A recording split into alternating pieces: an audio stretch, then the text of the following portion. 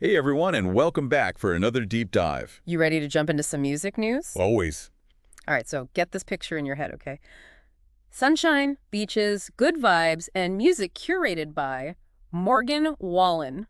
Oh, wow. Yeah, you heard that right. For 2025, Hangout Fest, you know that one down on the Alabama coast? It's going full country, rebranding as Sand in My Boots. Wow, that's a big shift. Isn't it? Especially given its more recent lean towards a younger, more pop-heavy crowd. Yeah, It's a bold move, to say the least. for sure. But it'll be interesting to see how this move toward a more, I don't know, curated experience goes over. Yeah, curated, for sure.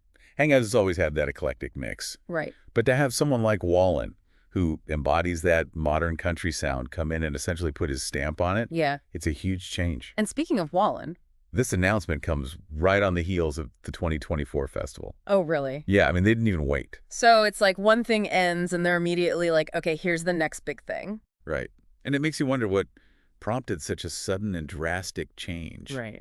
I mean, was 2024 not what they hoped for? You almost have to wonder. Yeah. And could this be a sign of things to come for other festivals, too? It's definitely something to watch For sure. because the festival landscape, it's always changing, always evolving. But this feels different, you know? It does. This feels like a real statement. Like Yeah. they're really trying to tap into something specific here. And it's a collaboration, too. What do you mean? This isn't just Wallen phoning it in, okay? This is a full-on partnership with the team behind Stagecoach.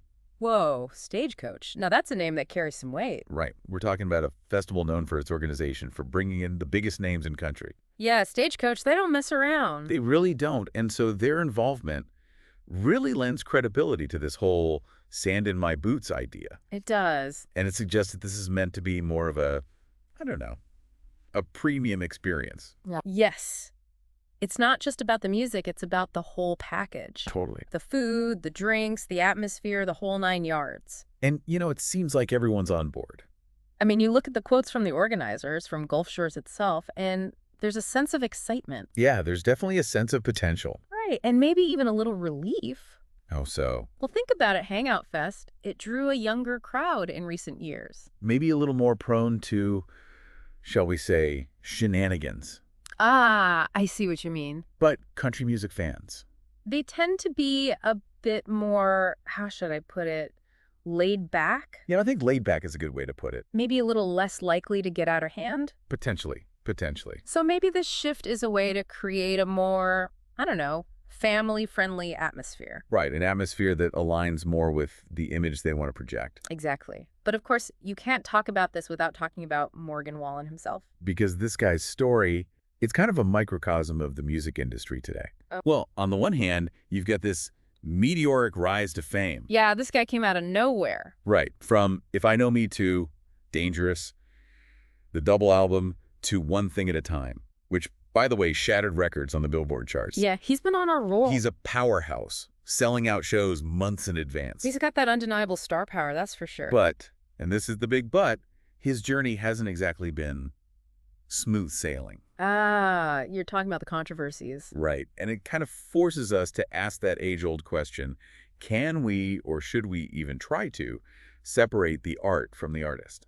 It's a question with no easy answers, and it's something that's been debated for as long as there's been art and artists. It really has. And I think in Wallen's case, it's even more complicated. Why is that? Because his personal life, his struggles, his mistakes, they're so intertwined with his public persona. And it makes you wonder how all of that will play into this new festival venture. Right. Will it affect the lineup, the sponsors, Yeah. the overall vibe? It's a lot to consider, and it's a conversation we need to have. It is, because you've got this huge cultural moment happening. Right. Country music is booming. Yeah, it's everywhere. It's crossing over into pop, into hip-hop. And it's attracting a whole new generation of fans. Exactly. So you've got this massive audience hungry for more. And Wallen, he's right there at the forefront of it all. Right. He's the poster boy for this new wave of country. He is. So yeah, it's a lot to consider, and there are no easy answers. There really aren't. And, you know, speaking of complex legacies, There's another story